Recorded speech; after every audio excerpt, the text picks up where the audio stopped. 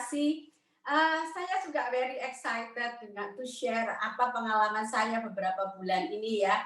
Dengan segala yang sedang terjadi di sekitar kita, hidup kita banyak berubah, yang biasa kita bisa bepergian, sekarang kita tidak bisa bepergian. Cara kita, lifestyle kita sangat berubah dan cara kita melakukan bisnis berubah, anak-anak sekolah berubah, beribadah pun berubah, semua komunikasi berubah. Tapi saya sendiri sebetulnya saya juga banyak pertanyaan. Tuhan, gimana ini Tuhan? Apa ini Tuhan? Harus gimana? Beribu-ribu pertanyaan yang saya lontarkan kepada Tuhan. Saya tanya sama Tuhan. Tapi Tuhan itu tidak memberikan jawaban pada saya. Tuhan hanya memberikan saya firman yang sungguh menjadi kekuatan dan menjadi penuntun hidup saya di beberapa bulan ini khususnya. Dan firman yang Tuhan berikan itu di Matius 6:33. Itu.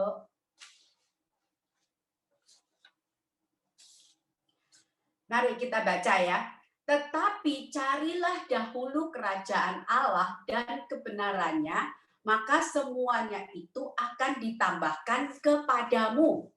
Dan ini yang di TPT itu sungguh jelas sekali explanation-nya. Jadi di atas semuanya teruslah mengejar kerajaan Allah dan kebenarannya yang berasal dari Dia. Maka semua yang kurang penting ini akan diberikan kepadamu secara berlimpah-limpah. Dengan apa yang sedang terjadi saat ini, sebenarnya Tuhan itu memberikan waktu kepada kita.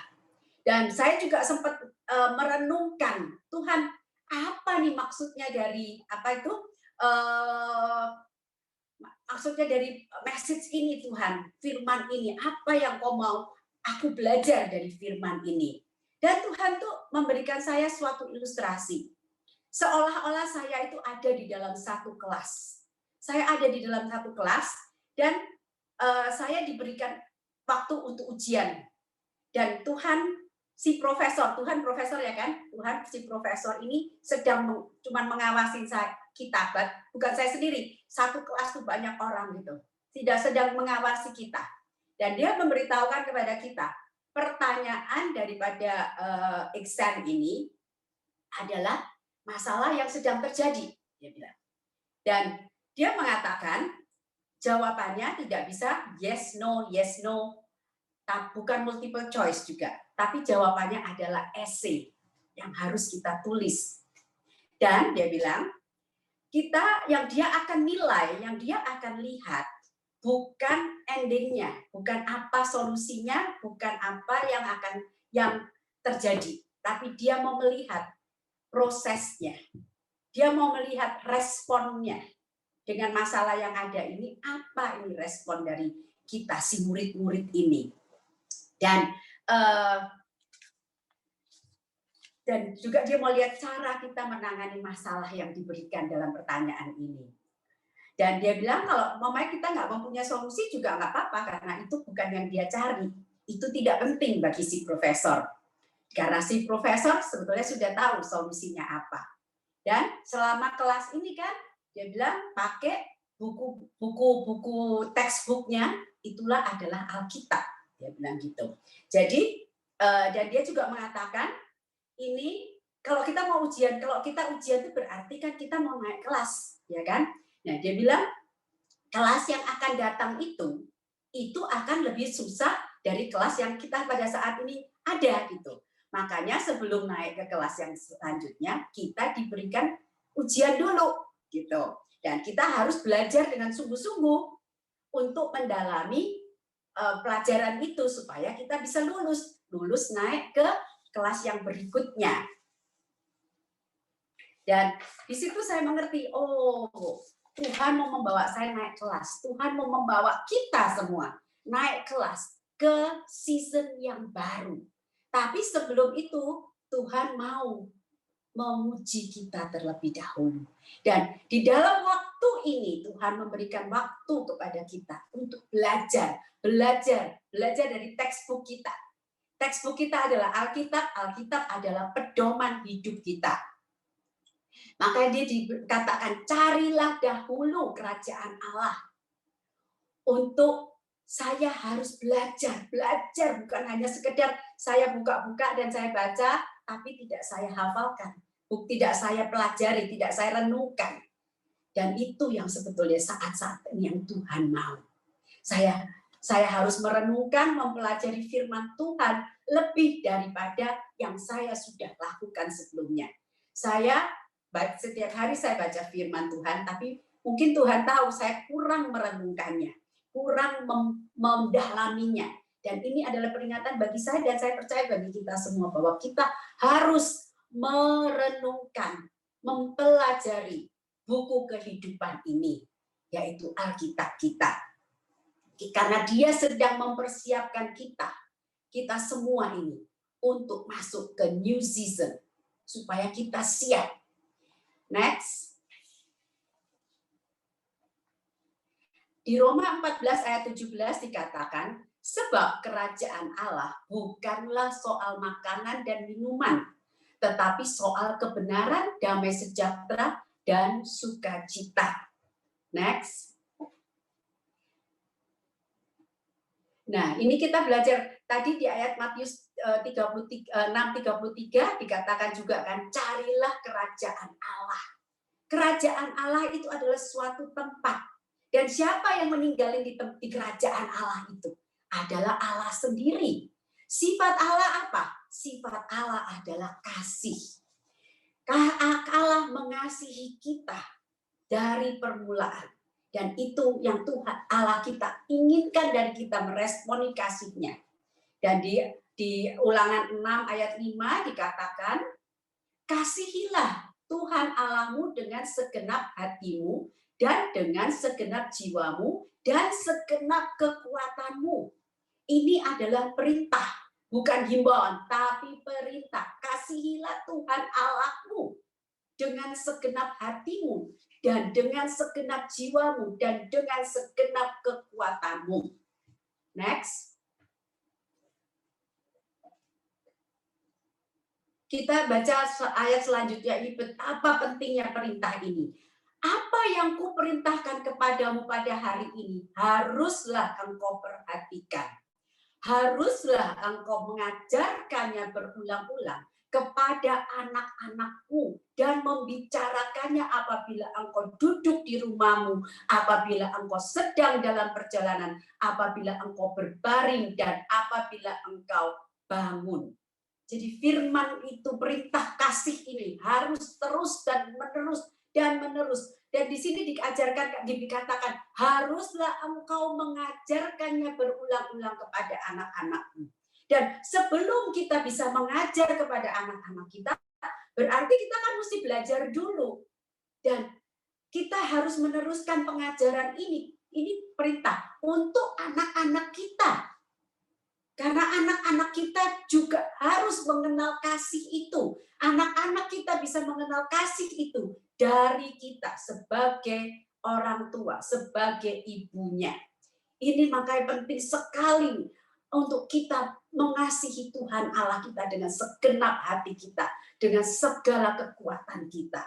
Next.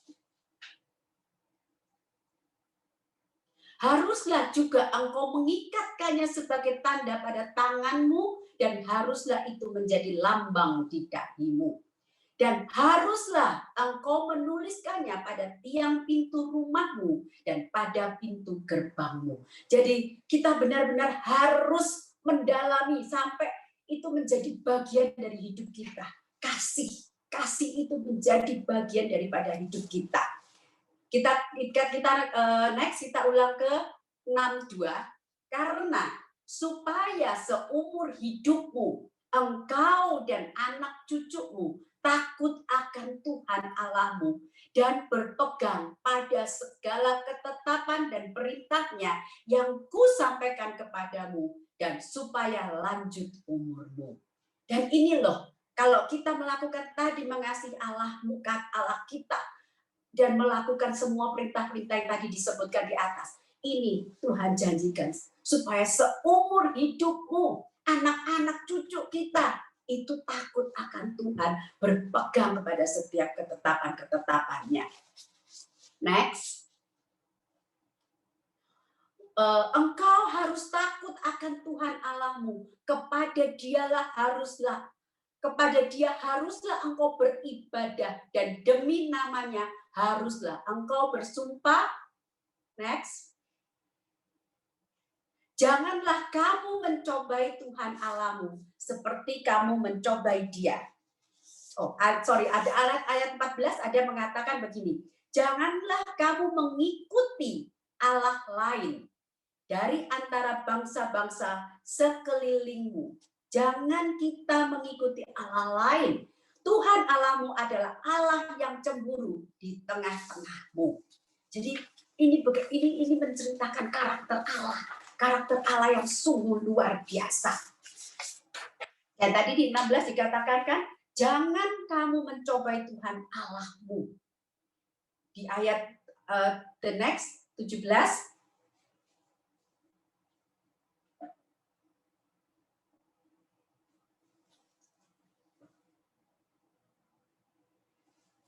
Sebentar, belum ini 17. Kalau nggak ada saya bacain aja. Haruslah kamu berpegang pada perintah, peringatan, dan ketetapan Tuhan Allahmu yang diperintahkannya kepadamu. Haruslah engkau melakukan apa yang benar dan baik di mata Tuhan, supaya baik keadaanmu dan engkau memasuki dan menduduki negeri yang baik yang dijanjikan Tuhan. Dan di ayat 25 dikatakan, dan kita akan menjadi benar apabila kita melakukan segenap perintah itu dengan setia di hadapan Tuhan Allah kita, seperti yang diperintahkannya kepada kita. Kita benar-benar harus mengerti kedalaman perintah ini. Ini perintah diberikan karena kasih. Karena Dia mau supaya kita masuk ke tanah yang dijanjikan, to the next season dengan baik, dengan well equipped. Next. Dan dikatakan di dalam firman-Nya tadi, di dalam kebenaran. Dan hal-hal yang Tuhan ajarkan adalah prinsip-prinsip kerajaan Allah, dan itu adalah kebenaran. Apa yang Tuhan tidak mau kita lakukan, itu juga Tuhan Tuhan ajarkan di dalam kebenaran-kebenarannya itu. Kita diajarkan untuk hidup di dunia ini, tetapi bukan dengan cara dunia, tapi dengan cara kerajaan Allah. Kita adalah ambasadornya Tuhan. Kita di dunia ini hanya sementara, bukan? Rumah kita yang tetap. Kita adalah penduduk kerajaan Allah. Kita adalah warga negara surga. Luar biasa kan? Dan oleh karena kita adalah warga negara surga, kita harus hidup sesuai dengan cara hidup, value-value kerajaan Allah. Dan kita harus menghidupi kebenaran-kebenaran kerajaan Allah, bukan kebenaran-kebenaran dunia. Next. Mata Tuhan. Karena kita ada di dalam kerajaan Allah. Bapak kita adalah Allah sendiri. Maka kita juga harus belajar melihat sebagaimana Allah melihat. Kita menggunakan mata Tuhan. Melihat ke posisi kita sebagai bersama dengan Allah. Posisi sebagai anak raja. Kita dilatih untuk melihat sebagaimana Allah melihat dengan mata iman. Tuhan memberikan kepada saya juga, waktu saya dapat firman-Nya ini, Matius 6:33, Tuhan juga memberikan saya beberapa firman yang menjadi rema buat saya. Dan dengan firman, dengan rema ini, saya berusaha, saya melatih mata saya melihat sesuai apa firman ini katakan. Dan saya perkatakan terus rema ini, karena saya percaya firman yang dari Tuhan itu adalah hidup dan memberikan kekuatan. Itu sebagai janji bagi saya. Dan saya tahu Tuhan itu tidak pernah ingkar akan janjinya, asal kita percaya. Dan saya perkatakan firman yang Tuhan berikan itu, walaupun pada saat ini saya belum melihat, tapi saya percaya kalau Tuhan memberikan, dia pasti mengenapi. Dan ini sudah ini menjadi suatu pengalaman buat saya di Januari 2009, di mana waktu itu cucu saya sakit yang cukup parah, boleh dibilang life and death. Dan pada waktu itu saya melihat dia di ICU, saya melihat dia dari luar ICU melalui kaca. Saya cuma berkata sama Tuhan, Tuhan apa yang akan jadi sama anak ini? Karena selain dia fighting for his life, kita juga tidak tahu apa yang terjadi di otaknya. Karena untuk beberapa hari dia tidak mendapatkan oksigen yang cukup. Dan kalau secara dokter pun dokter bilang kalau umpamanya dia hidup pun tidak ada bisa garansi otaknya bagaimana, udah rusak atau gimana udah nggak tahu. Dan sebagai oma kita waktu itu kita sedih sekali bagaimana kalau sampai otaknya rusak. Dia akan hidup tapi otaknya rusak gitu. Jadi itu suatu pergumulan buat saya. Dan waktu saya melihat dia, saya cuma tanya sama Tuhan, Tuhan apa yang akan terjadi? Dan Tuhan berbicara, saya dengar. Engkau mau melihat dengan mataku atau dengan matamu? Dan saya langsung menjawab Tuhan, Tuhan saya mau melihat dengan matamu. Dan dia berkata, aku akan mempreserve tubuh dia, aku akan preserve semua organ-organ dia yang penting, aku akan preserve otak dia, aku akan preserve jiwanya. Dia bilang, Tuhan itu bilang gitu. Pokoknya semuanya Tuhan akan preserve. Dan dengan saya menerima rema itu, setiap hari saya dikuatkan. Setiap hari kita hanya mengklaim, mendeklarasikan janji Tuhan itu. Dan itu sungguh memberikan kepada kita kedamaian. Dan next.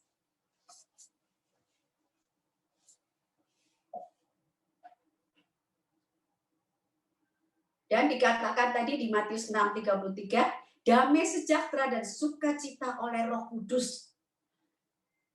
Keadaan di kerajaan Allah itu gimana sih? Keadaan di kerajaan Allah itu saya pasti, biarpun saya belum pernah ke situ, tapi saya pasti penuh sukacita, penuh damai sejahtera. Dan Tuhan itu mau kita, biarpun kita hidup di dunia, tapi kita tetap mempunyai damai sejahtera, sukacita sebagaimana ada di surga. Dan untuk kita dapat damai sejahtera itu supaya kita bisa mengucap syukur dalam segala keadaan. Dan pasti banyak orang mengatakan, damai sejahtera gimana kalau kita dalam masalah? Nggak mungkin. Kalau kita melakukan seperti apa yang Tuhan katakan tadi, pasti kita akan mendapatkan damai sejahtera. Karena Tuhan yang akan memampukan kita. Dan tadi kan dibilang carilah dahulu kerajaan Allah dan kebenarannya. Kebenaran ini yang akan membebaskan kita. Kebenaran ini yang akan memberikan kita damai sejahtera. Next. Di Matius 11:28-30 dikatakan, marilah kepadaku semua yang letih lesu dan berbeban berat. Aku akan memberi kelegaan kepadamu. Pikullah kuk yang kupasang dan belajarlah kepadaku, karena aku lemah lembut dan rendah hati, dan jiwaku akan mendapat ketenangan. Dan jiwamu akan mendapat ketenangan. Sebab kuk yang kupasang itu enak, dan bebanku pun ringan. Ibu-ibu, luar biasa kan sebetulnya dia udah mengundang kita untuk datang kepada dia dengan keadaan kita yang letih lesu, yang berbeban berat, bukan dengan keadaan kita yang senang-senang, tidak, tapi dalam segala keadaan kesusahan kita, khususnya kita memerlukan dia. Dan dia bilang kuk yang dia pasang itu bukan beban yang berat, bukan.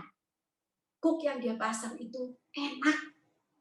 Bebannya itu enak, ringan. Dan beban kita akan ringan kalau kita memikulnya bersama dengan Tuhan. Kuk itu biasanya kan ditaruhkan di lembu ya, 2 lembu supaya mereka berjalan saling menopang itu kayu yang ditaruh di atasnya dia kan. Jadi bersama dengan Tuhan, Tuhan sudah memanggil kita, Tuhan sudah memberikan suatu offer untuk menolong kita. Dan inilah respon kita. Apa respon kita? Kita mau datang kepada Dia dan berjalan bersama Dia, mengenal Dia lebih dalam. Nah, itu adalah pilihan kita. Ya, di hari-hari yang sukar ini, kalau kita Tuhan tidak mau kita berfokus pada masalah. Tapi Tuhan mau kita berfokus kepada Dia. Menjalin hubungan dengan Tuhan, menempel, abide, mengasihi Tuhan lebih lagi dari sebelumnya mungkin. Supaya kita bisa merasakan kasih-Nya dan dimampukan untuk melewati masa yang sukar ini bukan dengan hati yang menggerutu, tapi dalam sukacita dan damai sejahtera. Dan kita juga dalam menghadapi waktu-waktu yang susah ini, jangan kita fokusnya pada Tuhan, aku mau ini, Tuhan, aku mau ini, Tuhan, aku mau ini, ya kan? Kita selalu berfokus kepada fisik, pada tangannya Tuhan, kepada berkat-berkatnya Tuhan. Tapi melalui firman ini saya belajar bahwa kita jangan berfokus kepada tangannya, jangan berfokus kepada solusinya, jangan fokus kepada berkatnya, tapi fokus kepada kerajaannya, kepada Dia. Karena firman-Nya berkatakan, maka semuanya itu akan ditambahkannya. Itu bonus, itu ekstra dari Tuhan. Dan apa yang akan Dia berikan, saya percaya lebih dari apa yang kita pernah pikirkan dan doakan. Karena Dia sungguh Allah yang baik, Allah yang setia, Allah yang mengasihi kita. Gak mungkin Dia memberikan less, tapi He will give us more than we ask for. Asal mata kita berfokus kepada Dia. Dan beberapa minggu ini lagi, kira-kira 3 minggu belakangan ini, Tuhan memberi saya lagi firman-Nya di Matius 9:17. Kita baca yang dari TPT ya, karena penjelasannya sungguh jelas sekali. Dan siapa yang akan menuangkan anggur yang baru dan segar ke dalam kantong kulit yang tua, akhirnya anggur itu akan berfermentasi dan membuat kantong kulit ini koyak, sehingga semuanya terbuang, anggur itu tumpah dan kantong itu rusak. Sebaiknya anggur yang baru selalu dituangkan ke kantong kulit yang baru supaya keduanya terpelihara. Ini title-nya New Wine and the New Wine Skin ya. Sorry, saya lupa taruh itu title-nya. Dan inilah yang Tuhan katakan di Matius 9:17. Ini yang Tuhan berikan kepada saya. Dan di sini Tuhan memberikan ilustrasi kembali dengan wine kantong yang baru ini. Dan pada zaman dahulu, wine ini ditaruh di dalam kantong kulit sebagai kontainer yang melambangkan hati kita. Pusat di mana perasaan, keinginan, dan pemikiran kita. Kantong kulit tua sudah tidak fleksibel lagi dan tidak akan mengembang pada waktu tidak mengembang sesuai dengan anggur baru yang anggur baru kan terus karena fermentasi akan terus mengembang. Tidak, kecepatan pengembangannya tidak sesuai. Makanya kantong yang tua ini bisa pecah. Kita lihat footnote dari firman ini, sungguh jelas sekali. Pengajaran Yesus adalah anggur yang baru dan kain yang baru. Apa yang diajarkan Tuhan, apa yang diajarkan Yesus tidak dapat menambal sistem agamawi yang lama. dan juga tidak dapat diisikan ke kantong kulit tradisi yang usang. Pengajaran itu baru, menyegarkan, dan berkuasa. Pengajaran itu harus dituangkan ke hati yang diperbaharui. Yang baru dan yang lama tidak dapat disatukan. Yesus membuat segala sesuatunya menjadi baru. Dia tidak datang untuk mereformasi agama Yahudi, tetapi untuk membentuk kelompok orang yang lahir dua kali. Lahir dua kali ini adalah orang yang lahir baru. Next. Orang yang lahir baru menerima hidup yang baru di dalam Yesus. Next. Di dalam 2 Korintus 5:17 dikatakan, jadi siapa yang ada di dalam Kristus, ia adalah ciptaan baru. Yang lama sudah berlalu, sesungguhnya yang baru sudah datang. Kita adalah ciptaan baru. Dan begitu kita menerima Tuhan Yesus sebagai Tuhan dan Juru Selamat kita, kita menjadi ciptaan baru. Yang lama sudah berlalu, dikatakan. Dan begitu kita menerima Tuhan dalam kehidupan kita, Tuhan tinggal ada di dalam kita. Kita langsung menjadi anak Tuhan, anak Allah, anak Raja. Dosa-dosa kita diampuni. Kita berharga di mata Tuhan. Dan kita dikasihi sepenuhnya karena kita adalah anaknya. Bahkan dikatakan tidak ada hal apapun yang dapat memisahkan kasih Allah kepada kita. Luar biasa bukan? Waktu saya merenungkan semua itu, aduh Tuhan, Engkau itu begitu baik ya Tuhan. Engkau memberikan semuanya. Engkau mengakui kita, Engkau menerima kita apa adanya. Dan itu sungguh luar biasa kasih Allah itu kepada kita. Dan semua yang Dia sudah berikan itu harus kita hidupi. Tidak bisa kita, kita terima dan kita simpan gitu aja. Kita tidak hidupi, tidak kita praktekkan, tidak kita aplikasikan dalam kehidupan kita sehari-hari. Dan sifat alami manusia, sebetulnya hati kita yang lama, itu berkomitmen pada nilai-nilai kita yang dahulu. Nilai-nilai kita yang dahulu itu bisa menghancurkan kita secara spiritual. Ini adalah nilai-nilai yang berasal dari tradisi kita, dari tradisi keluarga, dari tradisi bangsa kita, dari budaya.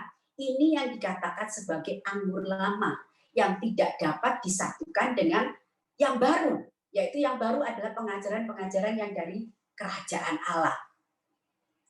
Dan apa yang baik menurut budaya seringkali berlawanan dengan kebenaran firman Tuhan.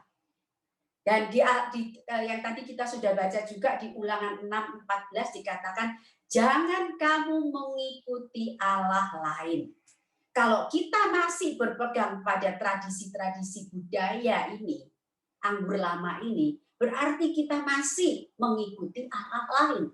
Padahal setelah kita lahir baru kita harus sepenuhnya mengikuti Allah kita yang baru ini. Dan contohnya, kita dulu kan, saya pun begitu, kita dulu kan suka cari hari. Kalau kita mau pindah rumah, mau menikah, kita selalu bilang cari hari yang baik. Ya, padahal di dalam firman Tuhan, di dalam kerajaan Allah bilang semua hari yang diciptakan Tuhan itu adalah baik. Nggak mungkin bisa klop kan sekarang dengan hal itu. Dan kita juga belajar kan, kita seringkali berdoa kepada arwah untuk minta perlindungan, minta ini, minta itu. Padahal Tuhan mengatakan sudah tidak ada hubungan antara yang hidup dan yang mati. Bahkan yang mati tidak bisa memberikan apa-apa. Hanya Tuhan yang bisa memberikan. Dan kedua prinsip ini kalau kita mau gabungkan, nggak mungkin kan. Jadi kita harus memilih. Itu adalah suatu keputusan. Kita mau ikut yang ini atau mau yang ikut yang ini. Kita harus meninggalkan yang lama. Put off our old self. dan mengenakan yang baru. Put on the new self yang diciptakan serupa dengan Allah Bapa dalam kebenaran dan kekudusannya. Dan cara berpikir kita sudah tidak bisa lagi dengan cara kita yang lama. Cara pikir kita harus serupa dengan cara pikir Kristus. Kalau kita tetap mau pakai cara pikir kita yang lama, semuanya itu akan berlawanan. Dan yang susah siapa? Kita kan. Oleh karena itu, cara hidup Kristus itu yang harus menjadi pilihan kita. Cara hidup Kristus tidak sesuai dengan kebiasaan dan kepercayaan kita yang lama. Ini kita harus mengambil keputusan. Keputusan kita tidak bisa kompromi. Next. Di Efesus 4:22-24 dikatakan, yaitu bahwa kamu berhubung dengan kehidupan kamu yang dahulu harus menanggalkan manusia lama yang menemui kebinasaannya oleh nafsunya yang menyesatkan, supaya kamu dibaharui di dalam roh dan pikiranmu, dan mengenakan manusia baru yang telah diciptakan menurut kehendak Allah di dalam kebenaran dan kekudusan yang sesungguhnya. Dan inilah yang Tuhan mau kita lakukan, mengambil keputusan, mau yang ikut yang lama atau yang baru. Dan kita juga di Amsal 23 dikatakan, hai anakku, dengarkanlah dan jadilah bijak. Tunjukkanlah hatimu ke jalan yang benar. Tunjukkanlah hatimu ke jalan yang benar.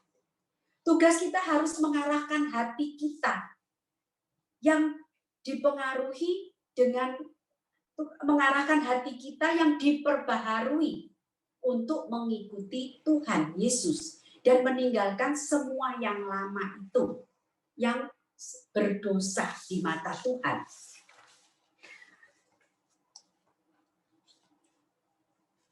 Pasti hal-hal yang lama itu tidak sekaligus bisa dibuang begitu aja. Kita sudah ada di dalam kita, tidak bisa dibuang begitu. Ini adalah proses, ini adalah proses, ini adalah proses. Mengganti yang lama dengan yang baru, ini adalah proses. Tapi kita tidak boleh kompromi, kita tidak boleh lelah, kita harus terus. Karena di dalam hidup kekristenan, kita tidak bisa tetap mau hidup dengan kebiasaan, value yang lama, dan mengikuti cara Yesus hidup. Semuanya seperti saya katakan tidak cocok. Dan kita tidak boleh kompromi hanya mau yang enak, yang gampang, yang kita bisa enjoy, yang kita bisa kita tidak usah menderita gitu. Yang kita tidak usah ada korban gitu. Ya kan? Tidak ada pengorbanan dari kedagingan kita. Tidak bisa. Ada hal-hal tertentu yang harus kita korbankan untuk kita menerima yang baru. Kita harus mati terhadap yang lama sepenuhnya dan benar-benar berubah di cara hidup kita dari cara hidup kita yang lama kepada cara hidup yang baru. Kita tidak bisa melayani dua majikan, keinginan daging dan keinginan roh. Di dalam Roma 8 ayat 6 sampai 8 dikatakan, karena keinginan daging adalah maut, tetapi keinginan roh adalah hidup dan damai sejahtera. Sebab keinginan daging adalah perseteruan terhadap Allah, karena ia tidak takut kepada hukum Allah. Hal ini memang tidak mungkin baginya. Mereka yang hidup dalam daging tidak mungkin berkenan kepada Allah. Nah, inilah ibu-ibu, kenapa kita harus memilih? Karena kalau kita masih mau hidup di dalam daging, itu tidak berkenan kepada Allah. Hidup kita harus dipimpin oleh Allah. Harus dipimpin oleh Roh Kudus. Bukan lagi dipimpin oleh tradisi atau kebudayaan. Dan perubahan ini, perubahan kantong anggur yang lama ini, hati kita kepada yang baru, ini adalah proses. Yang seperti diajarkan dikatakan tadi dalam pondok adalah pembaharuan. Pembaharuan, bukan diganti begitu saja, tidak. Pembaharuan, dan itu kita harus dengan setiap kali kita harus bisa membedakan mana ini yang dari Tuhan, ini mana yang tradisi, dan kita harus mengambil keputusan. Aku tidak mau yang ini, aku mau yang ini. Ya. Dan next.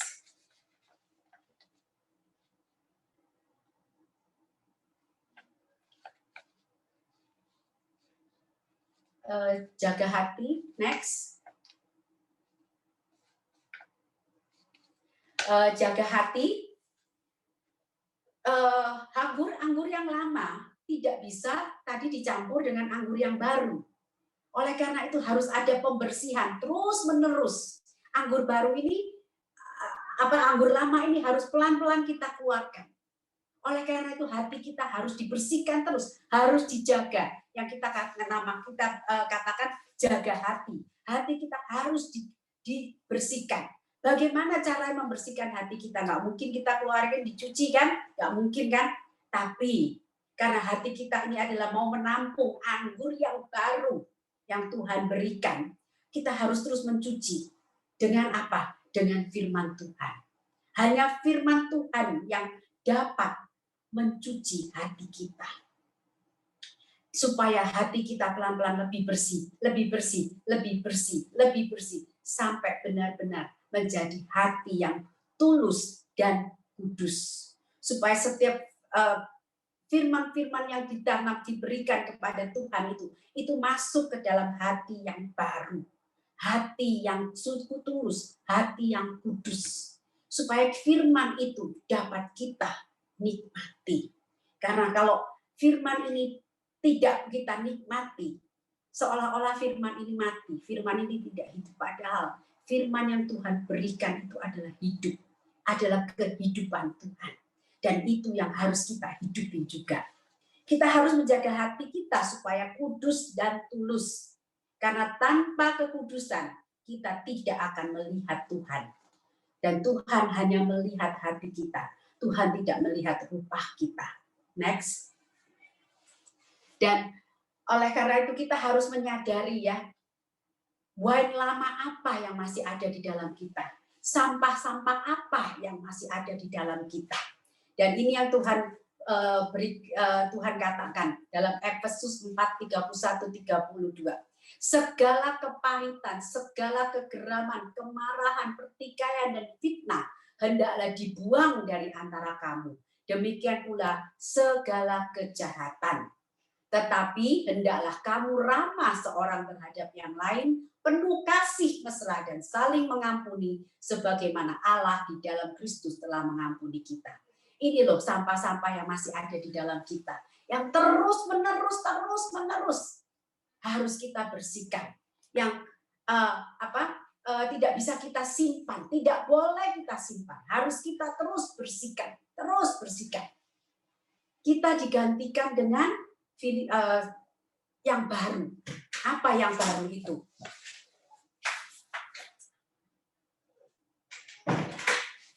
Apa yang baru itu? Yang baru itu next, Filipi 4:8. Dan yang baru itu dikatakan, jadi akhirnya saudara-saudara, semuanya yang benar, semua yang mulia, semua yang adil, semua yang suci, semua yang manis, semua yang sedap didengar, semua yang disebut kebajikan dan patut dipuji, pikirkanlah semuanya. Ini yang harus kita gantikan. Hati kita itu penting sekali fungsinya, dan akar dari segala perbuatan kita itu dari dalam hati. Di Markus 6:7-21 dikatakan, sebab dari hati orang timbul segala pikiran jahat, percabulan, pencurian, dan pembunuhan. Dari hati pula muncul kata-kata, pikiran, sikap, dan tindakan-tindakan yang tidak seharusnya. Di Amsal 4:23 dikatakan, jagalah hatimu dengan segala kewaspadaan, karena dari situlah terpancar kehidupan. Karena apa yang kita keluar dari mulut kita, apa yang kita lakukan, itu memancarkan pribadi kita. Kalau seumpamanya kita suka marah, pasti kita dibilang, dia pemarah. Kalau kita suka, kalau kita ada damai sejahtera di dalam hati kita, kita tidak gampang panik menghadapi segala masalah. Dan inilah karena hati kita bagaimana keadaannya, itu yang akan keluar dari perkataan kita dan dari perbuatan kita, dari pikiran kita. Dan hati kita lah yang menentukan kehidupan kita, bagaimana kita menanggapi Tuhan, bagaimana kita menanggapi firman Tuhan, semuanya itu yang menentukan adalah hati kita. Hati kita yang menentukan apakah kita dalam ketakutan, frustrasi, atau kita ada hidup di dalam damai sejahtera. Oleh karena itu tadi saya bilang hati kita perlu dibersihkan, dan hanya dengan pertolongan Roh Kudus. Hanya Tuhan yang tahu kondisi hati kita.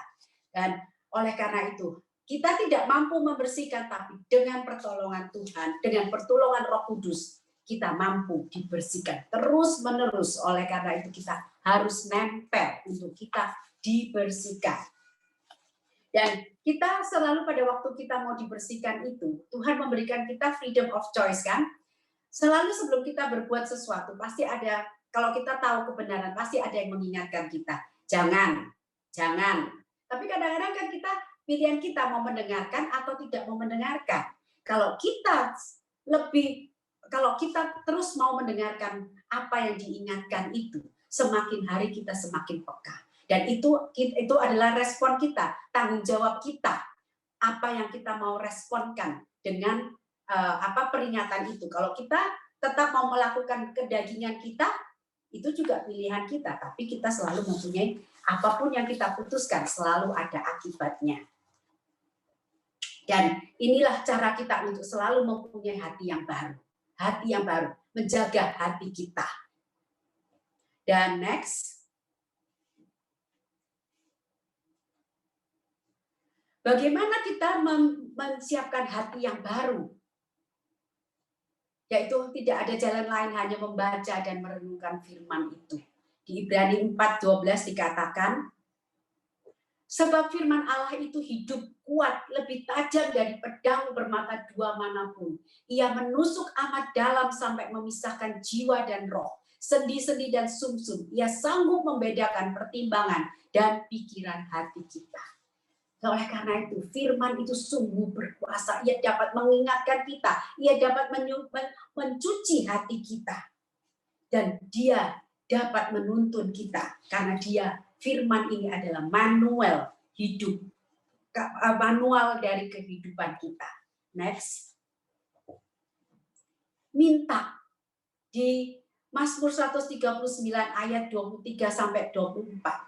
Selidikilah aku ya Allah, dan kenalah hatiku. Ujilah aku dan kenalah pikiran-pikiranku. Lihatlah apakah jalanku serong, dan tuntunlah aku di jalan yang kekal. Ini adalah doa saya setiap malam. Setiap malam saya minta supaya Tuhan menyelidiki hati saya. Apakah masih ada sampah-sampah, adakah yang tidak benar? Karena saya tidak mampu merubah hati saya, tapi saya tahu Tuhan itu mampu merubah hati saya dan memperbaikinya. Di next,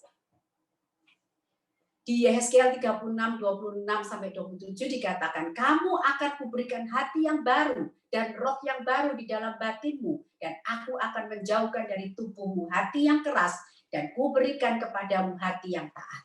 Oleh karena itu, ini adalah janji Tuhan. Karena ini adalah janji Tuhan yang akan diberikan kepada kita. Rohku akan kuberikan diam di dalam batinmu, dan aku akan membuat kamu hidup menurut segala ketetapanku, dan tetap berpegang pada peraturan-peraturanku dan melakukannya. Inilah dia yang Tuhan janjikan. Jadi kita harus minta untuk Tuhan selalu membersihkan hati kita. Next.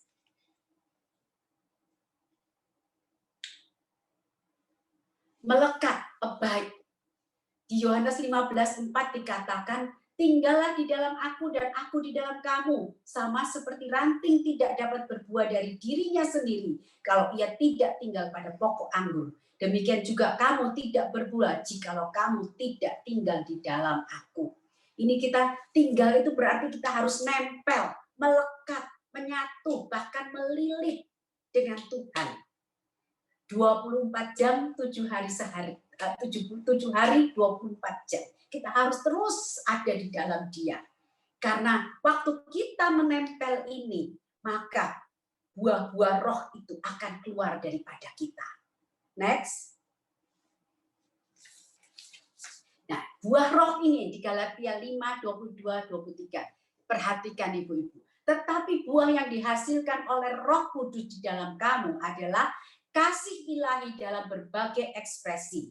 Kasih ini dinyatakan melalui sukacita yang meluap, damai sejahtera yang menaklukkan, kesabaran yang terus-menerus, kebaikan hati yang ditampilkan, kehidupan yang penuh kebajikan, iman yang berkemenangan, kelembutan hati, dan kekuatan roh.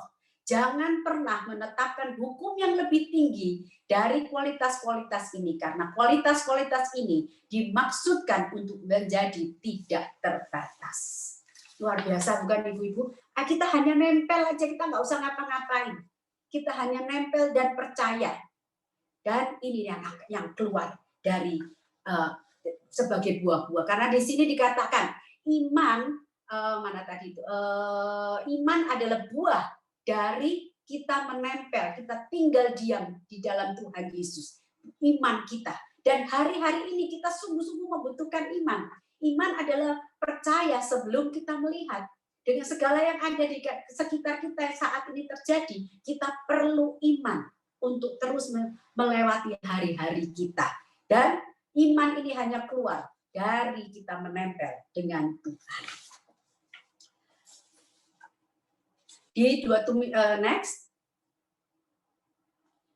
Sebab Allah memberikan kepada kita bukan roh ketakutan, melainkan roh yang membangkitkan kekuatan, kasih, dan ketertiban. Ini harus tertanam di dalam kita, bahwa Tuhan itu tidak memberikan roh ketakutan. Tuhan memberikan damai sejahtera. Dan inilah saatnya kita mengambil waktu untuk kita benar-benar dipersiapkan masuk di dalam the next musim yang akan datang. Untuk kita naik kelas, yaitu kita harus mengenal Allah kita, fokus kepada Dia, dan tidak fokus kepada masalah kita. Ya, janganlah kita seperti orang Israel, orang-orang Mesir, berputar-putar baru masuk dalam tanah perjanjian. Tapi biarlah kita mengikuti cara apa yang telah diajarkan di buku manual kita, untuk kita bisa masuk ke tanah perjanjian yang Tuhan sudah janjikan, yang penuh dengan susu dan madu. Jangan fokus kepada masalah, tapi fokus kepada Tuhan. Oke, saya tutup dengan Yeremia 29 ayat 11. Sebab aku ini mengetahui rancangan-rancangan apa yang ada padaku mengenai kamu. Demikianlah firman Tuhan, yaitu rancangan damai sejahtera dan bukan rancangan kecelakaan, untuk memberikan kepadamu hari depan yang penuh pengharapan. Ibu-ibu, kembali saya ingatkan, jangan hanya mencari tangan Tuhan, tapi carilah wajahnya terlebih dahulu. Dan jangan khawatir, pasti semuanya akan digenapi, akan ditambahkan, dia mengatakan. Dan ditambahkan itu berarti lebih dari apa yang kita minta. Tapi percaya. Amin. Tuhan Yesus memberkati. Yes, amin.